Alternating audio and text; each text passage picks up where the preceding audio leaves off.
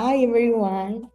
Welcome from Malta, and we are pleased to have you here in this important webinar. We thank you for joining us and be part of this webinar. We also extend of gratitude to our special guest, Massimo Iuliani, who is also currently working as a forensic analyst and Amped software. And hello, Sam. You will know a little bit more about Sam after. Welcome to the first Meet the Experts of 2025. Meet the Experts is a series of webinars. It's a space created by European Forensic Institution and EACA, that is European Association of Crime Analysts. These webinars are designed to create opportunities and space for our students and the community in the field of forensic science, investigative science, and crime analysis. Let me take a moment to introduce you with the Meet the Experts and also our institution, European Forensic Institute. We offer bachelor's and master's programs. How you can see in our bachelor programs, we have the programs in forensic science and criminal investigation, and we also offer the program in investigative criminology and criminal psychology. What program are you interested for? Also for our masters, we offer the programs in forensic investigative psychology and criminal analysis and criminology. Also, we have the master in business management, financial crime, and digital technologies. And one that I think is really important also in this webinar is the master in cybersecurity, digital forensics, and crime analysis. So I think our special guest will speak a little bit about this file. Also, these programs are 100% online, with the exception of the program in Master of Science, Forensic Biology, that needs laboratory sessions here in Malta.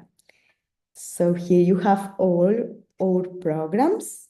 So also some programs that are really related with the webinar today are the bachelor, in forensic science criminal investigation, and the master in cybersecurity, digital forensic, and crime analysis. So if you want to know something more about our programs, about the discounts, about us, so just follow us. Here you have our details, and we, of course, reply you if you have some questions. At the end of this webinar, we will have a Q&A box, so you can just submit your questions, and we will try to answer all of them. At this point, I will hand over to Sam, who is the director at the European Association of Crime Analysts. And we thanks again to be here in this important webinar, sharing with us, of course, your experience, Dr. Massimo Iuliani, and all of our participants. Thank you so much. Thank you, Norma. Thank you so much. Just in time, yes, welcome also from my side. As the president of the European Association of Crime Analysts, I'm more than happy to have Max here, one of the experienced guys in the field, and of course, still a young guy, as you can see. Massimo.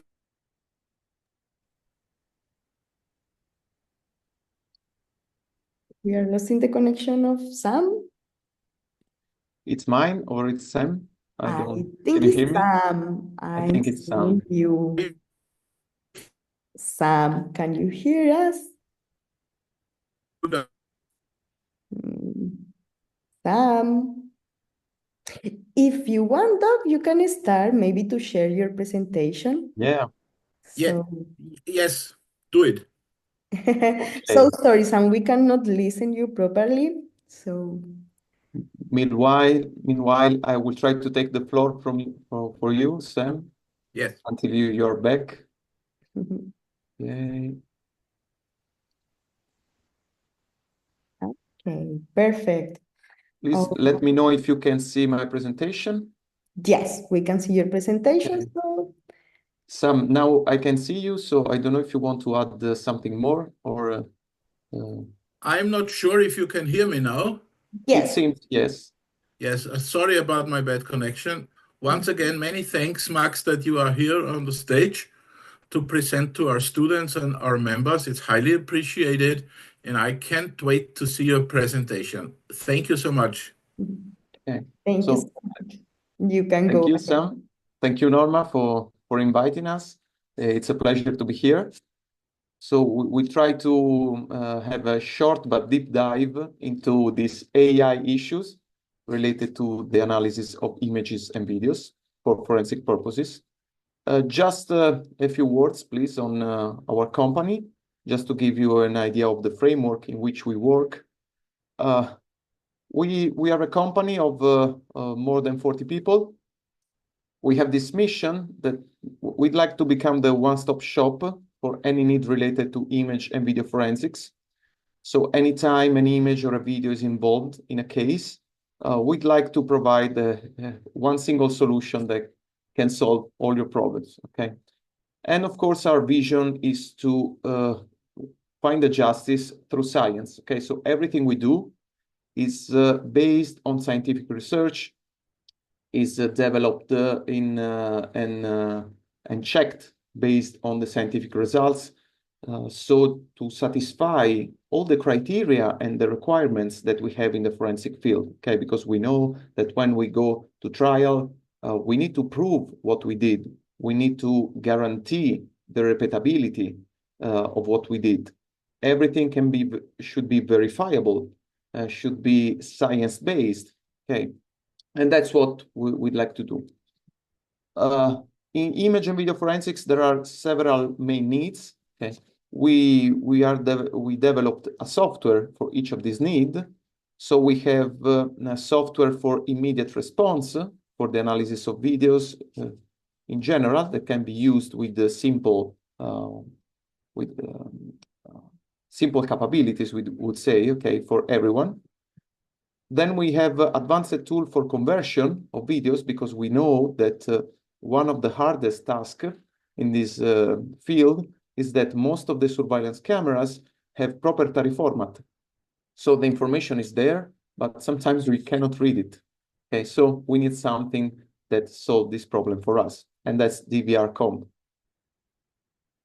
Then we have 5, that is a software that is developed for the acquisition, but also for the enhancement, for the reporting. It's the one single solution for a consultant, for law enforcement agencies that can cope from the acquisition phase, the conversion, the analysis, the enhancement, and the reporting.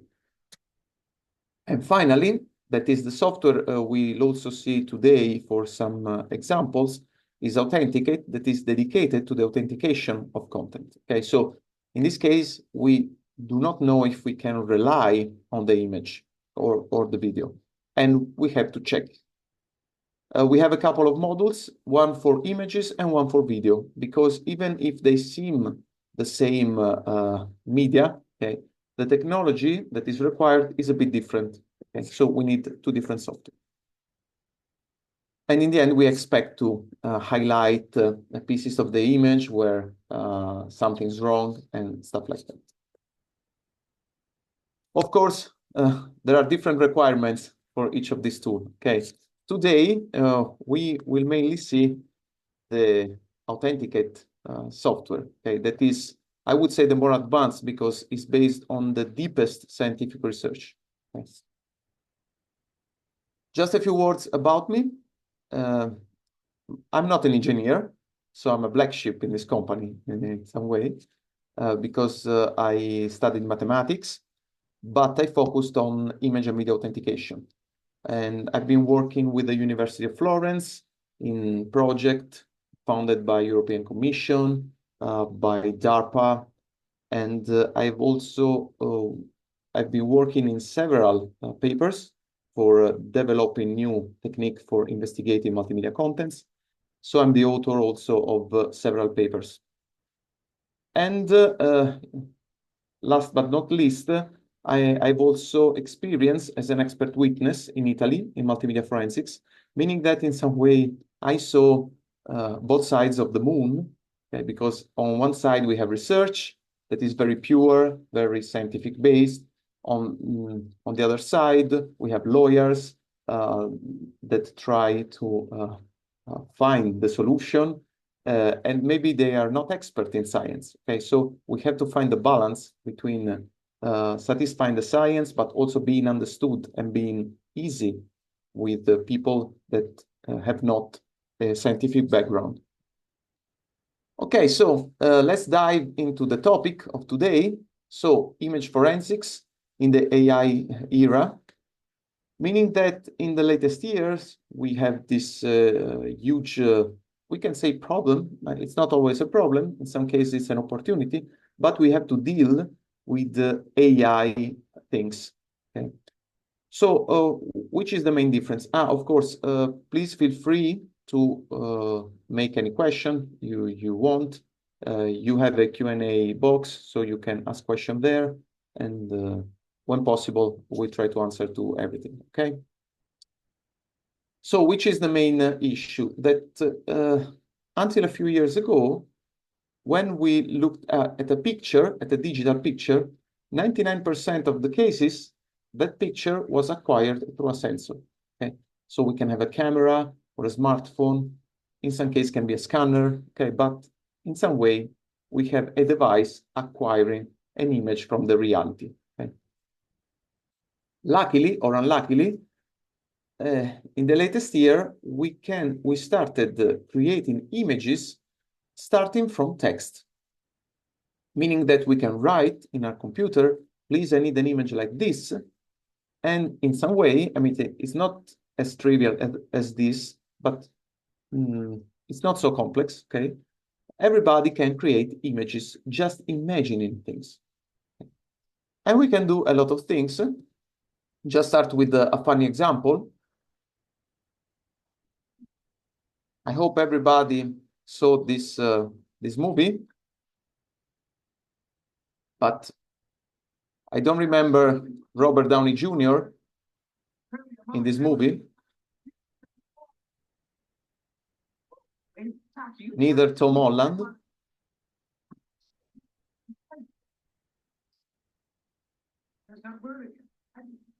Why are things so heavy like you, sir? So follow the Earth's gravitational pull. The only way we're going to get those two to successfully made is if they are alone again. You've got to get your father and mother to get the fact. Okay, so this is funny, but if you imagine the applications of this kind of technology, they can be very scary. Okay, let's try to see even a simpler example that everybody can achieve. We can use some AI-based system and use some text. For instance, in this case, in 10 minutes, I could create something like this. I wrote, please, system, imagine a group of refugees under the sun. And this is what I achieved. But then maybe I'm not satisfied. So maybe I can try to modify the image as I like. And maybe I would like to add a tent in the upper left corner. Please. Boom. Here we are. But then maybe I'm not satisfied again, and I would like to change this person in the middle. So I try, please add a woman in the middle with a different dress. Okay?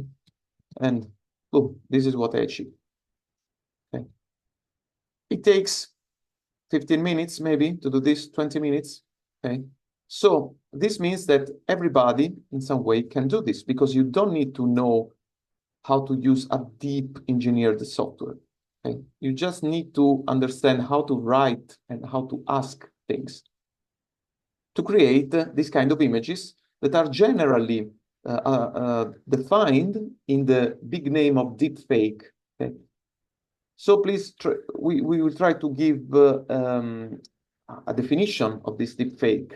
Okay, what are they? Because everybody speak about deepfake, but okay. Fake in some way is an image that is no an accurate representation of the original data or of the scene we are describing. Okay, so for instance, this could be a fake. Okay, deep means that we achieved this result by exploiting a deep neural network. Okay, it is an advanced method to generate, to make a lot of calculus. Okay, and to achieve a very good result. So in the end, we have system, we have deep neural networks that are able to create images from text, as the example that we just saw right now. But for instance, we can also apply local modification, as I just showed you now. Okay, I can add a tent, I can modify face, I can modify some details, I can remove an object, I can outpaint an image. Okay, for instance, I can add something over the boundaries, of the edges of the image. Okay, I can create images starting from other images. Okay, so endless possibilities. Okay, and one of the main risk and problem is that we have dozens of these tools, and every day a new tool is updating. We have new companies developing new tools, so we have a huge market to deal with. Okay, but in some cases, when someone show a deepfake, like in the previous case here, okay, I noticed that most of the people generally say, no, but I can see it's clearly a deepfake because you can see the skin, you can see this and that. So it's like that there's the belief that in some way we can visually determine if an image is a deepfake or not. So, but unfortunately, this is because we have a strong bias that is called a confirmation bias. That is, I expect this to be a deepfake because it's just what I said. Okay, and I try to look to all the clues, okay, that push me to the decision. This is something that law enforcement agencies and consultants in forensics know very well. Okay, that in the end you cannot be completely unbiased. Okay, so you try to confirm hypothesis, but also the opposite hypothesis. Okay, otherwise the risk that you have higher probability to make a mistake. So how to check if we can really visually determine if an image is a deepfake? Very easy. We create a test. Now I would like to play with you 2 minutes, 3 minutes. Okay, please, if you can, scan this QR code. Okay, we prepared a test, okay, made of 20 quick images. Okay, and for each image, you can simply click authentic or non-authentic. Okay, so you can quickly decide if, based on your visual perception, these images are real or has been generated by a deepfake model. Okay, in a few minutes, I will show you the results that we achieved until now. So if you want to play with this game, please play now, collect the results, and you will be added to these statistics. The test is completely anonymous, so it has been done by forensic expert. It has been done by naive people with no scientific background. And it was curious to discover that independently that you are an expert or a naive person, okay, without a background, it is very hard to visually determine if an image is a deepfake or not. Because depending on the scenario, on the situation, there may be several reasons for finding specific artifacts or a specific strangeness in the image. Okay, so I hope you're doing the test. I leave you 1 minute, okay, And then I will show you the result that we achieved until now. That is a good starting point to have awareness of what we need to work with deepfake. Because if everybody are able to visually distinguish deepfake, okay, the problem is not so huge. Okay, but we would have, of course, the issue that you cannot prove it. Okay, sometimes you can say, "Oh, I really believe that this is an artifact that is not natural, so I cannot rely to this image." But it's your personal opinion, of course. Okay. So we would like to find something that is more scientific based. Okay. So let's see the result of this test that we acquired until now. Okay. Please finish the test if you're doing it, because we would like to collect this kind of information. And here's the result. So here we have 20 images, okay? And here is the histogram of responses and of correct responses. So here you have the number of responders that achieved a specific result. As you can see, the median of the result is 11 on 20, meaning that the percentage of correct response is around 50%, meaning that you can achieve almost the same result by flipping a coin. Meaning that the fact that you look at the image and you use your brain to decide has the same effectiveness of flipping a coin, okay, in general. Okay. Then, of course, we have maybe very expert people, okay, that are able to do a better job, but we're not safe. Okay. So this means that we cannot rely on our visual system to determine if an image is a deepfake. Okay. Okay. So let's keep going. How can we determine if an image is a deepfake? We can use different approaches.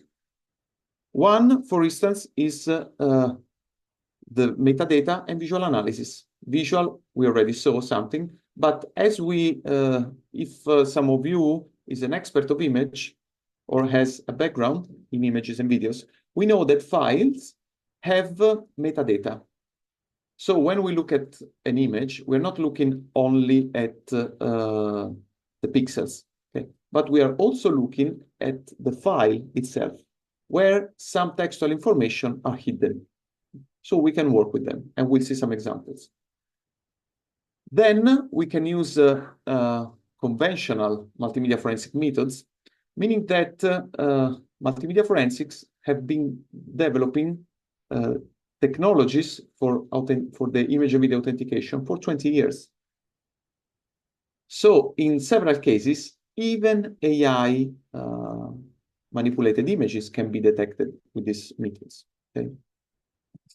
Then, since AI can be used to attack, AI can be used also for defense.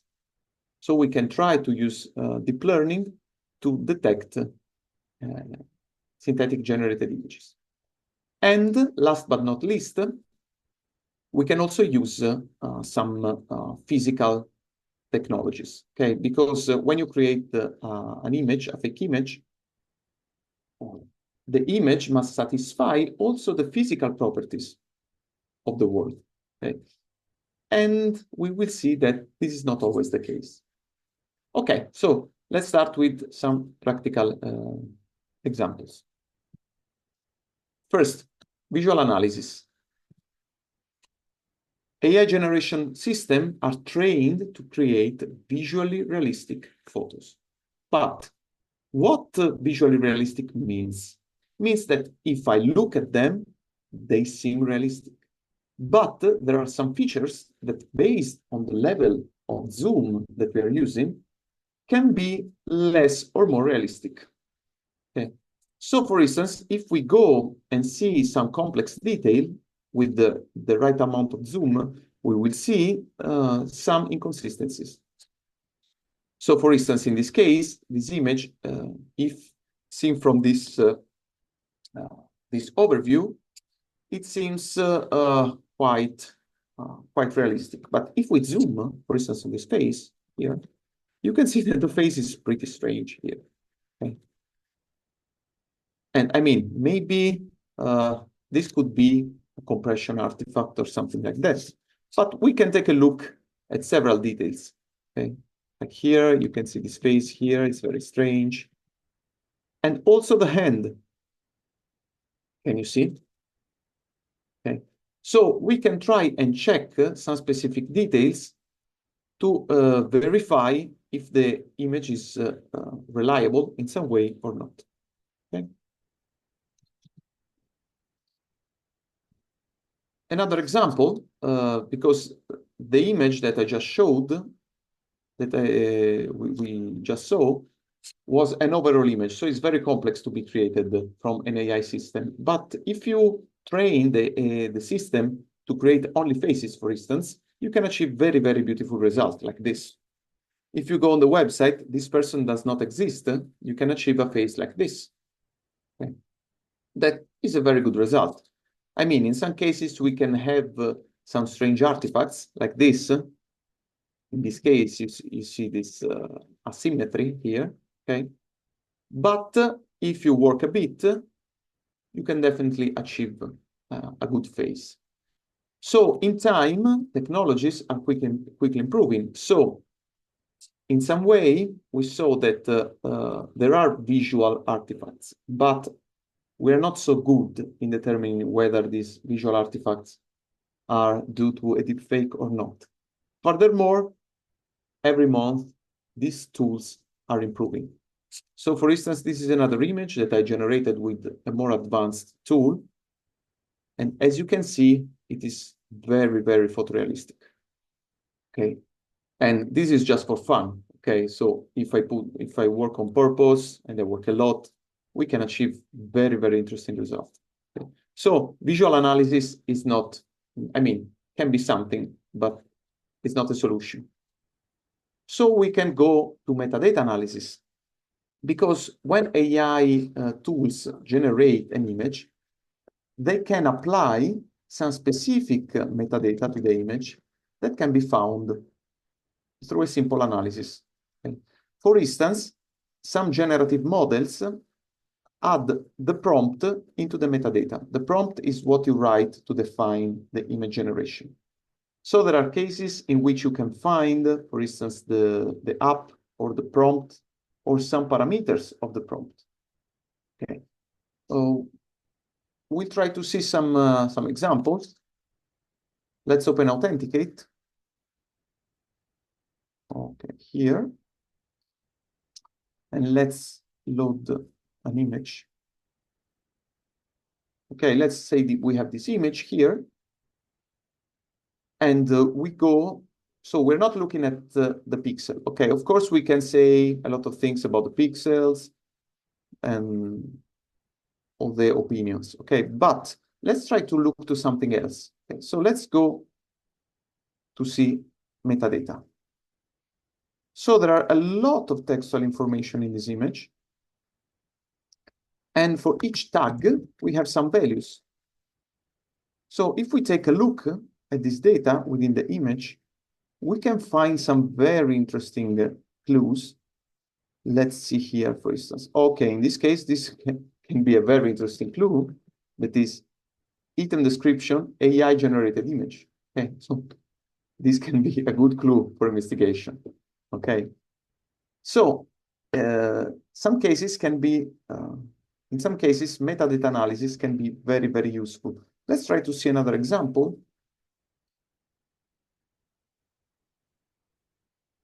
Okay, this is another image. Okay. And if you take a look here at the building, for instance, they start to be realistic.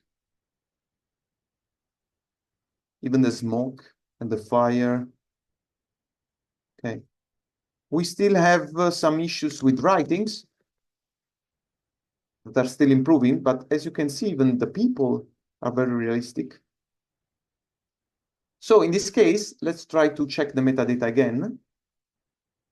In this case, since this image is a PNG, okay, we do not see a lot of metadata here. But if you go here, we have prompt.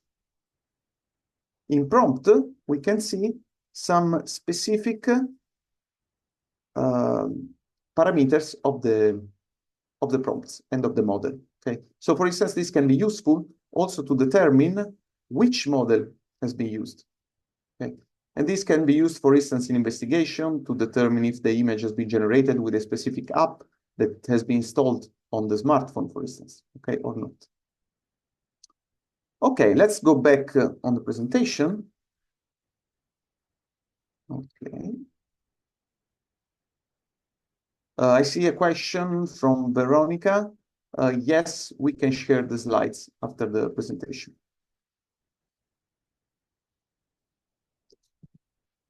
Okay, so can we use metadata?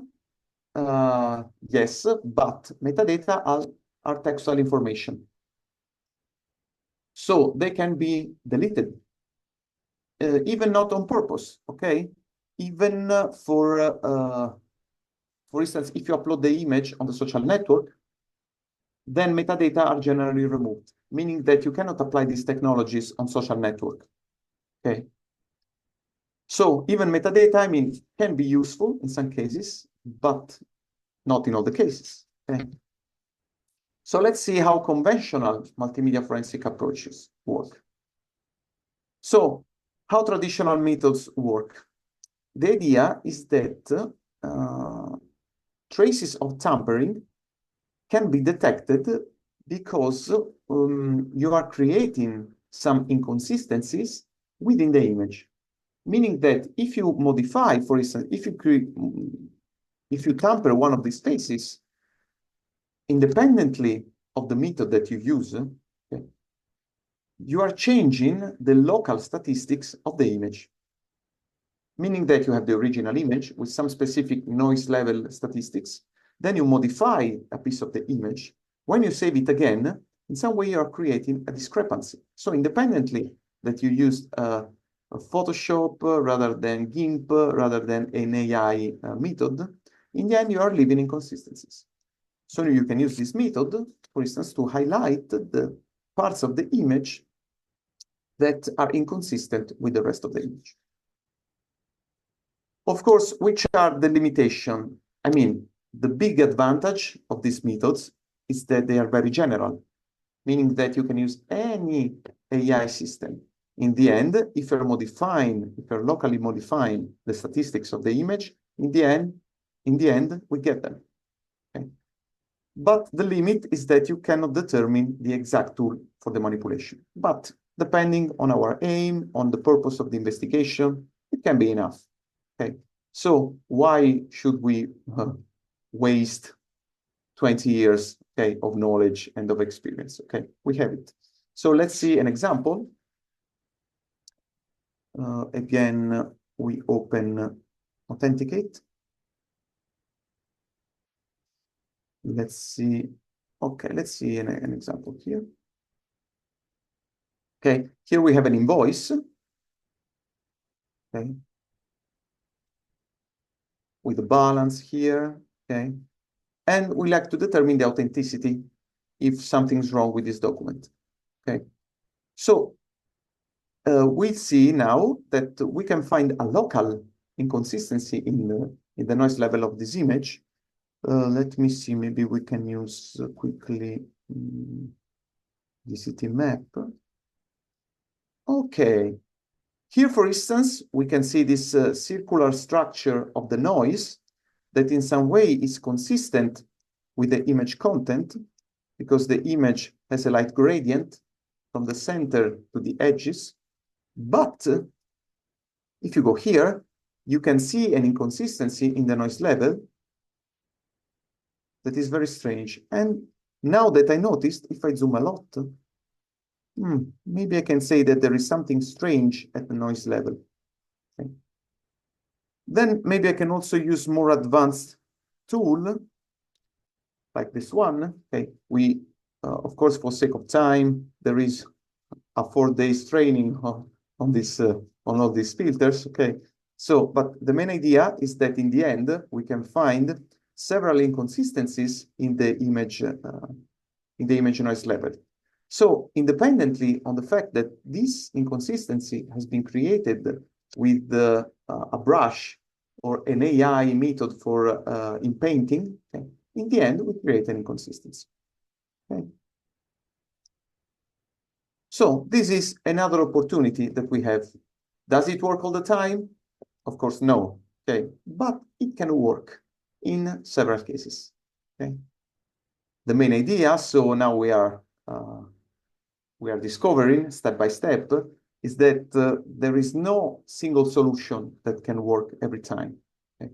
So there is no way to say, oh, okay, give me an image, it's AI, 100% sure, okay? Because there are so many scenarios that it's very, very hard to develop one single tool that can work in every cases.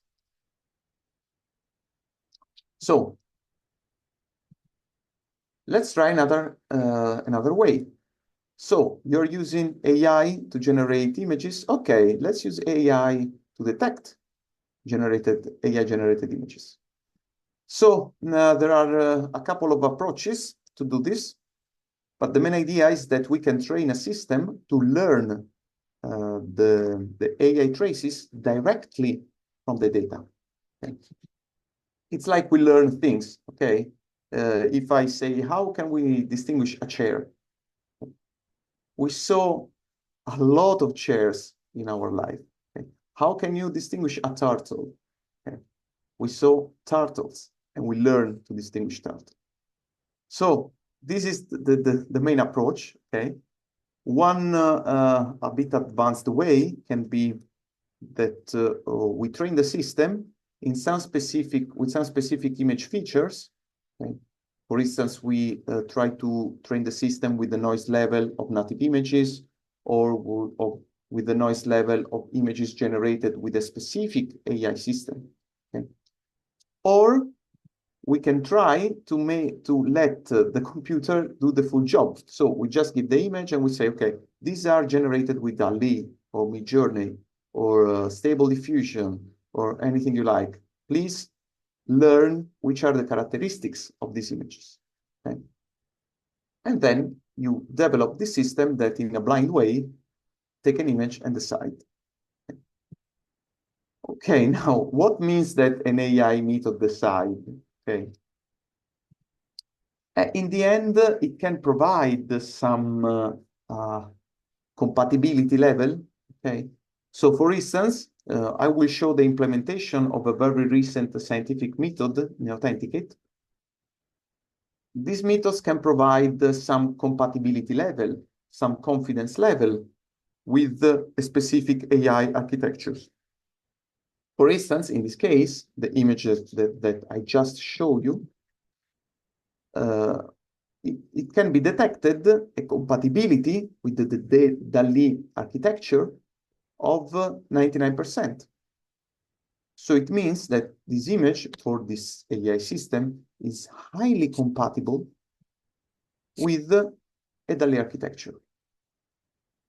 So can we go to trial with this? And if the judge asks, okay, which is the probability of error? Oh, this is a huge topic, okay? Because unfortunately, this kind of tool cannot provide the probability. Okay? I mean, it's a very long and very complex discussion. Okay? But imagine that the AI method is like a colleague, okay? A colleague that is trained to identify something, okay? And you ask to the colleague, "Are you sure?" And the colleague says, 99%. He is sure, but it doesn't mean he may be wrong, even with a high probability. Okay. Furthermore, the accuracy may strongly drop on images and videos, of course, and even audio, because this now we are talking about images and videos, but any media, okay?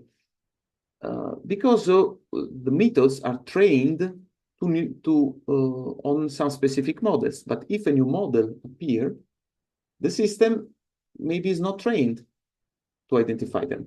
Okay? So maybe it can say, no, it's not AI, but just because he never saw that specific statistics. Okay?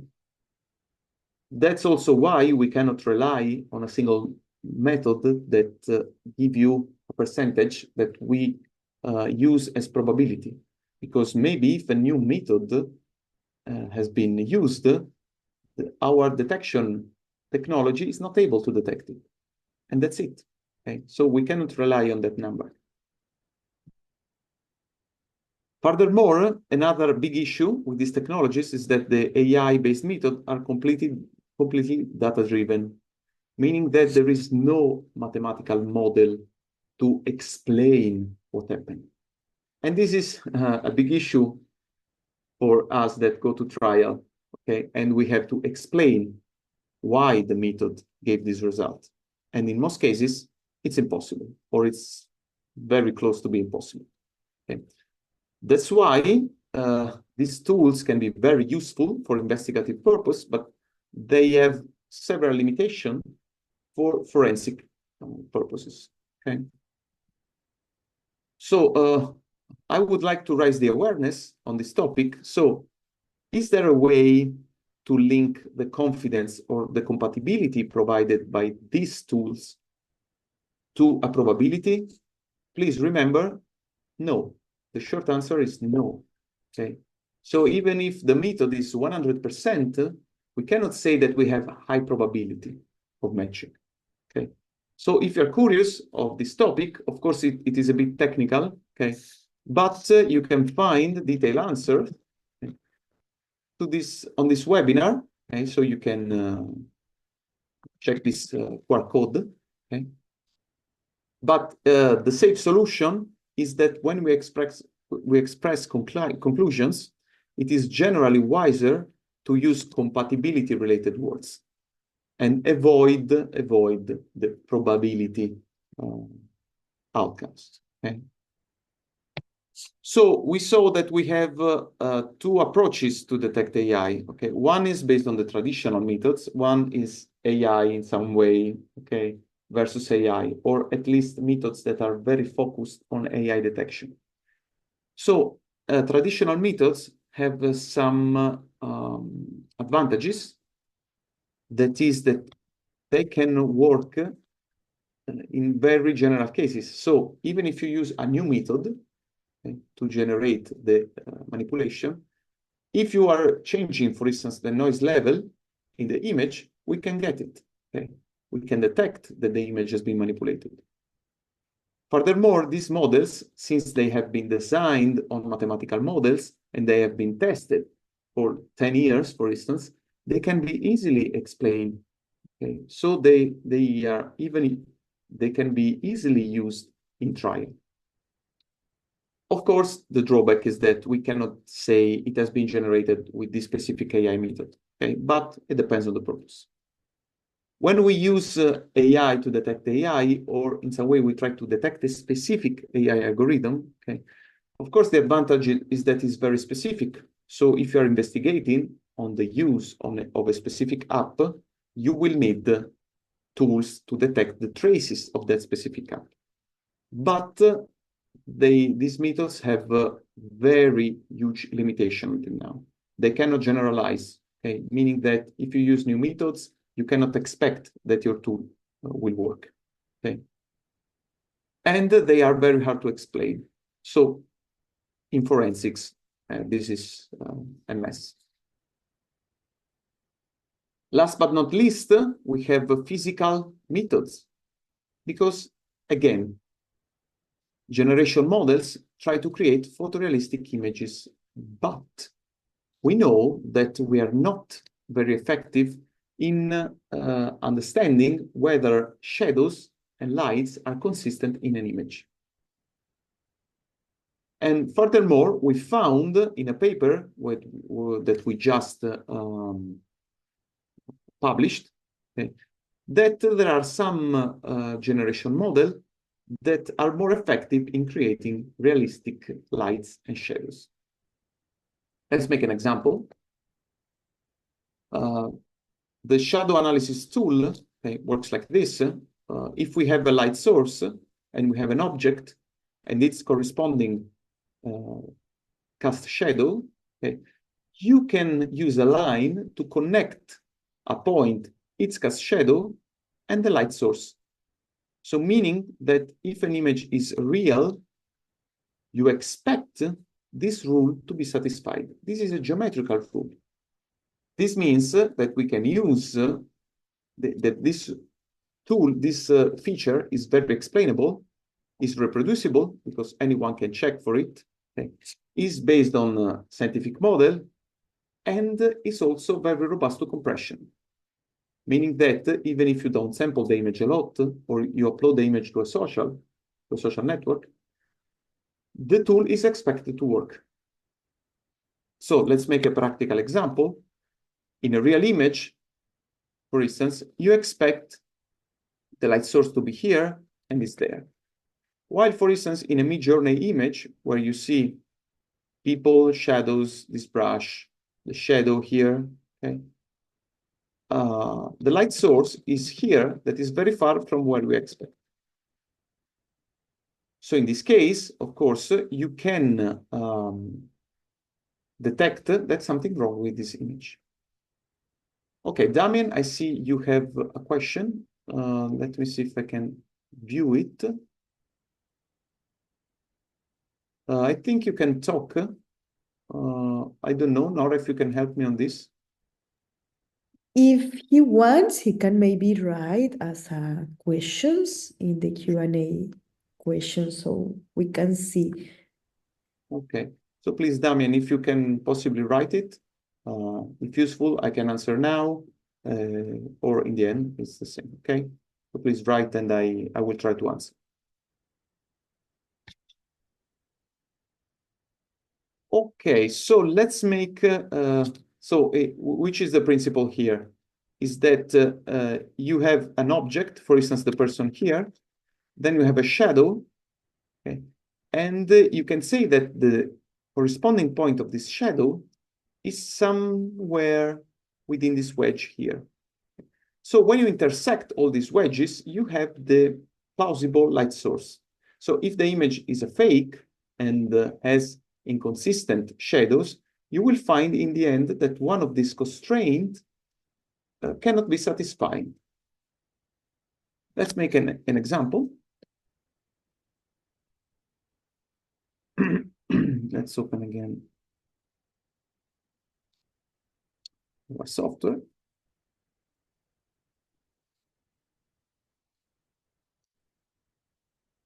Let's open. Okay, this one. Okay, this is a real image, as we were saying. Okay, so, okay, I already did the exercise here. Okay, but as you can see, for instance, here I have a point, okay, of the shadow that correspond to some point here. Since I'm in doubt, I put a wedge. Okay, so in this way, I'm sure that the light source should be within this wedge. And I do this for several points.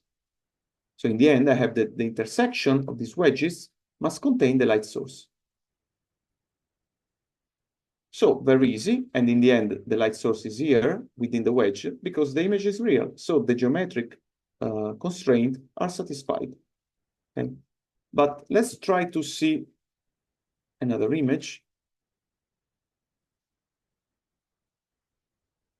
Let's load this. Okay, we see some questions. Is it surprising that the shadows are not already mastered by most deepfake software? And we can expect that this will be less and less relevant as software masters shadow more and more. Yes, of course, tools are improving.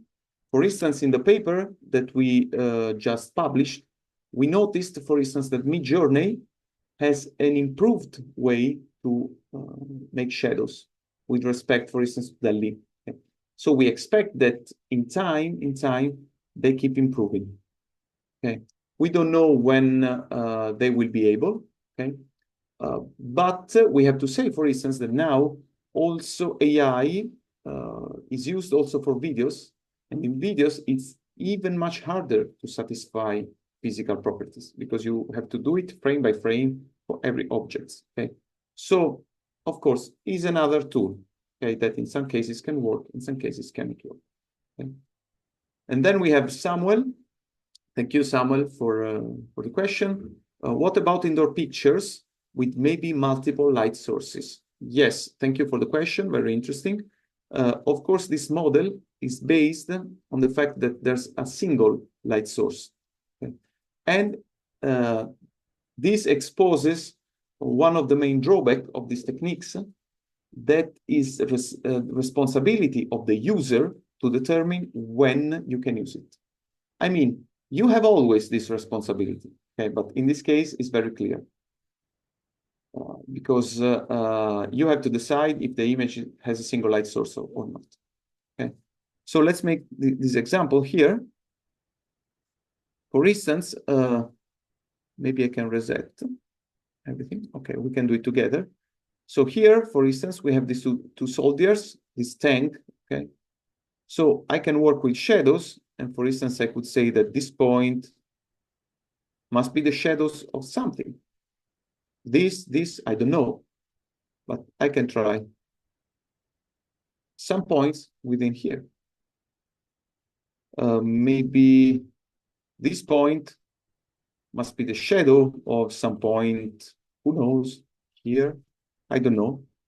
Let's say this one. Okay.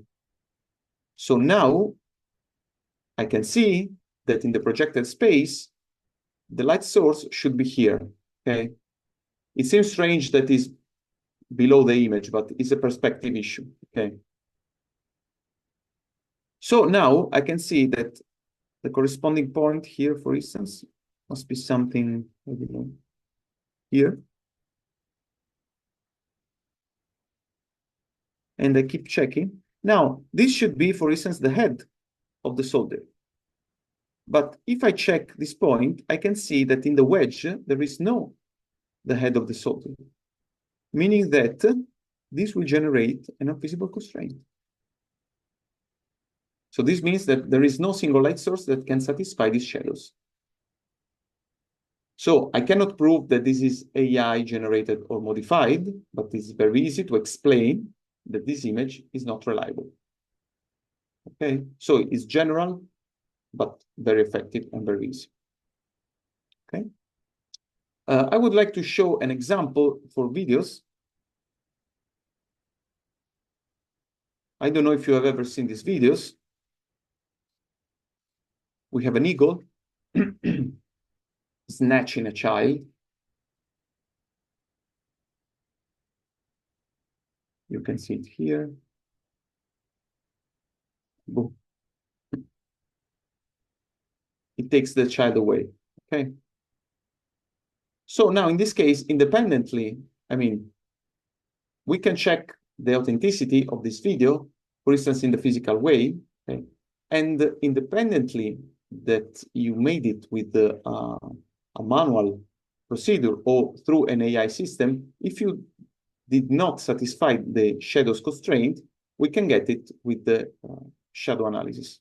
So let's try to make an example live. So let's decide the frame.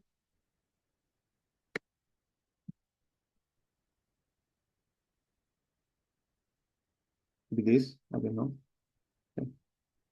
Okay, we move to the image module.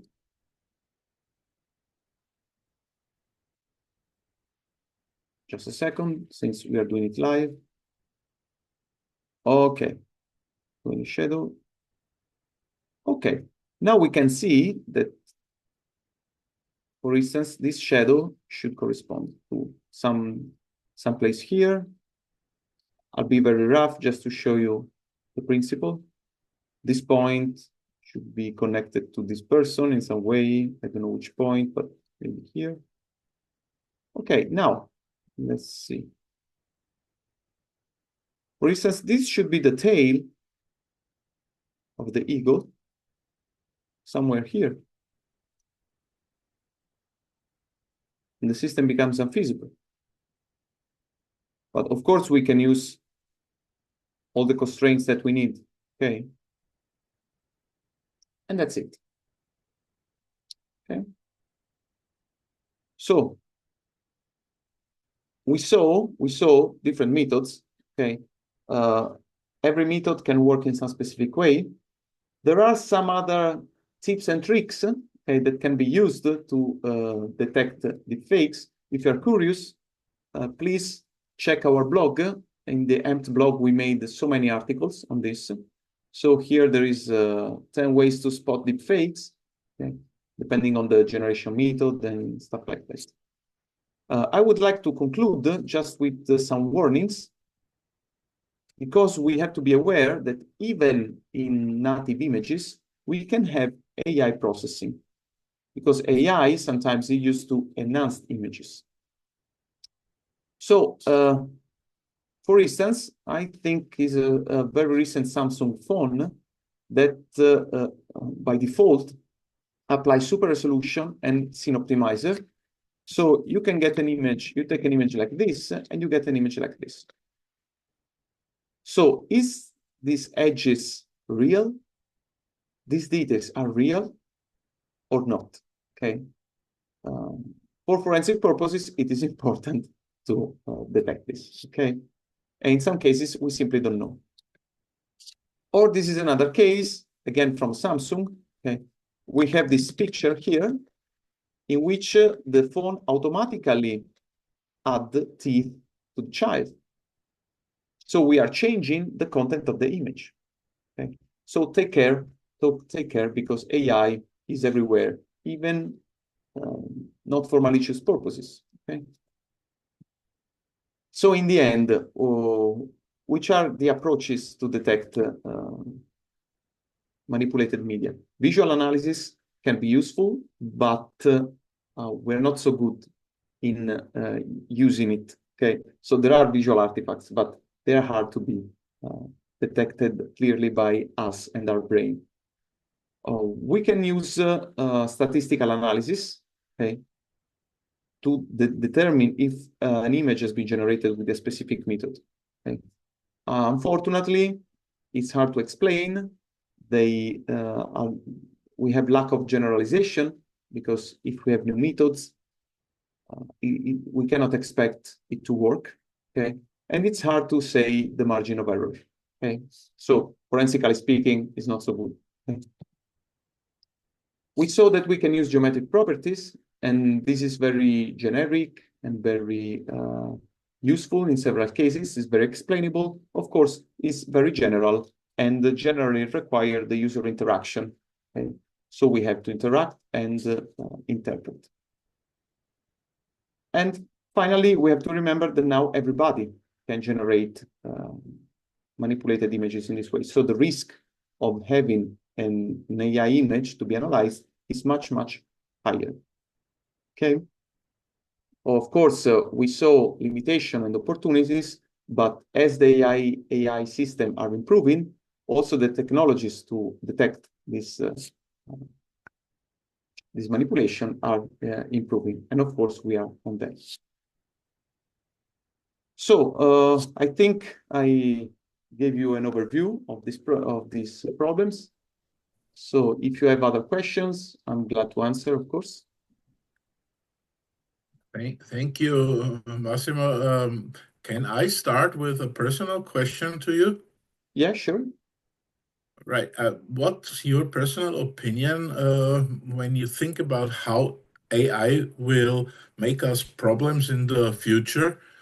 Will it be possible in the near future that we still can find some traces that pictures or videos are manipulated, or will AI learn from its own mistakes and make it so good that we're not able anymore to find if this is manipulated or not?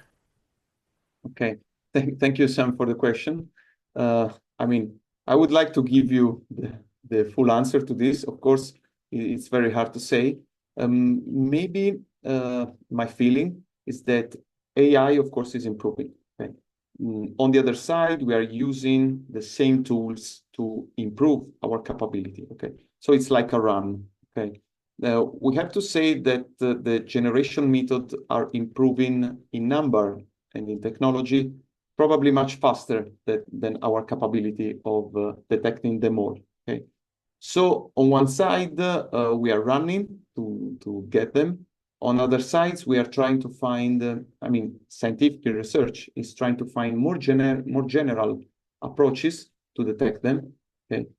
Because AI methods some methods are very correlated, okay? So if you can spot one of them, maybe you can also spot another one, okay? And furthermore, of course, we will need much more attention in the chain of custody for trials, okay? Because if an image has a very clear chain of custody, it's much harder to put an AI-generated content there. Okay. Of course, when you work in the wild, yes, there is an issue. Okay. Thank you, Sam, for it. I hope I answered the question. Okay. Yes, you answered it. My personal opinion is that right now all these manipulation tools are more focused on bringing a nice and good-looking content, but don't really look on their own mistakes what they make, because it's not that important for this tool. It's more important to see a nice picture or a nice video. But maybe in the near future they will go more faster forward, and we will not follow them in the same speed. That's my concern about this. But in any case, if everything would run fine, we don't need police, we don't need your company. So on one hand, it's also good that we still have some things to do in this way. Yes, right now we don't have any additional questions, but I'm pretty sure Two questions. there are some more. Maybe if I can add one thing to Okay. what you Okay. said. Maybe one big problem of images that, as you were saying, they are focused on making good-looking images. Okay, this can be an issue. Is an issue with the child abuse material. Okay, because now we may have these high-quality images, and in most cases it can be hard to determine if the picture of the child is a real child or is an AI generated. So the child exists. Okay, this could be a big issue. I see a couple of questions more, so I can answer. Norma has two additional questions, but I can also start to read it. Yes, you can read, don't worry. Okay, I see. How would AMPE in determining the exact source of the AI-generated image that is putting a face behind the AI manipulation? Okay, face behind the AI manipulation. I don't know if I completely understood the question, but I think you are saying if I put a face on an image, is there a way to determine which AI generated that face, the specific face? If this is the question, we have there are some scientific results, and even in Authenticate, we have some tools that are specifically designed for this purpose. For instance, I show you an example. Let's open.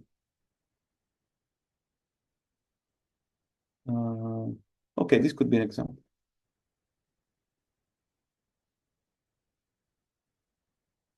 Okay, for instance, I have this face, and we have a tool for face scan deepfake detection, meaning that this tool focuses in detecting faces that are generated with a specific generation method that are GAN. And in this case, for instance, I can detect that this is a GAN. Okay. But if I load another image here, this is not a GAN. It doesn't mean it is real. It means that it can be generated with another architecture. Okay.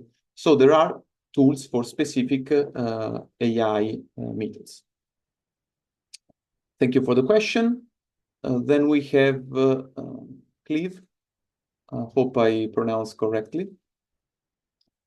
Does the metadata of a picture changes in each time it is saved or moved?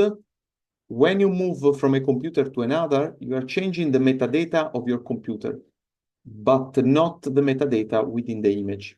But metadata within the image can be changed by the application software that you are using to modify the image. So if you modify the image, you are also modifying the internal metadata. But if you send me the image, for instance, okay, through a channel that is not modifying the image, of course, okay, the internal image metadata are not modified. Okay? For instance, if you send it through WhatsApp, no, you're changing the metadata, you're changing the image, you're changing everything, okay?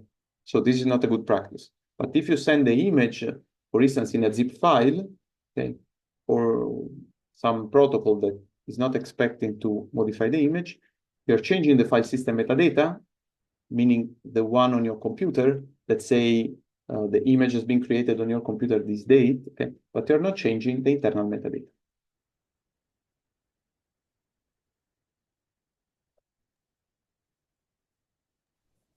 Another question from Lambros. 2 years ago, it was super easy to detect the fakes. Yes.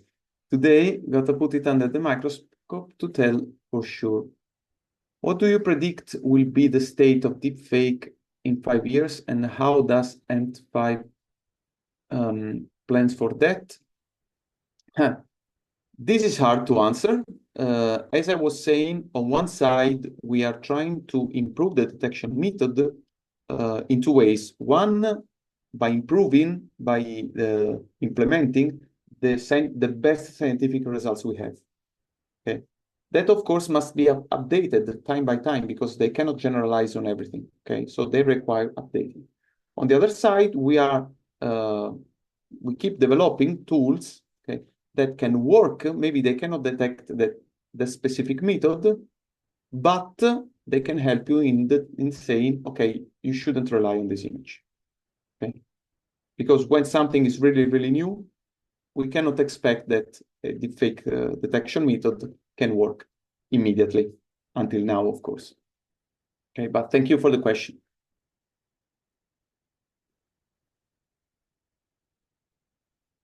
Norma, I think your mic is... Okay, I think we finished with the questions.